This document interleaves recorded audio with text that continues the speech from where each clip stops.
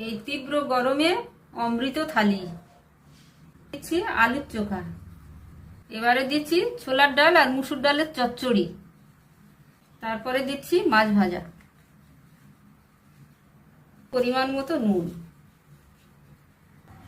প্রিয় দর্শক, গোপুর হেসেলের আজকের বিশেষ নিবেদন অমৃত থালি। আর কেন এটাকে অমৃত থালি বলা হচ্ছে সেটা নিশ্চয়ই দেখে বুঝতে পাচ্ছেন। এই তীব্র গরমে এর চাইতে ভালো থালি কিন্তু আর হতেই পারে না। তো সবার প্রথমেই আমরা দিয়ে দিয়েছি পান্তা ভাত, পেঁয়াজ, কাঁচা লঙ্কা, ছোলা আর মুসুরির ডাল দিয়ে তৈরি দুর্দান্ত স্বাদের একটি ডাল চচ্চড়ি, 2 পিস মাছ ভাজা আর অসাধারণ একটি আলুর চোখা, এবং নুন তো অতি অবশ্যই। তো এই অমৃত থালিতে যে আইটেমগুলো রয়েছে সেগুলোর যদি রেসিপি দেখতে চান তাহলে দেখুন নিচে অমৃত থালি বলে একটি ভিডিও লিংক দেওয়া রয়েছে।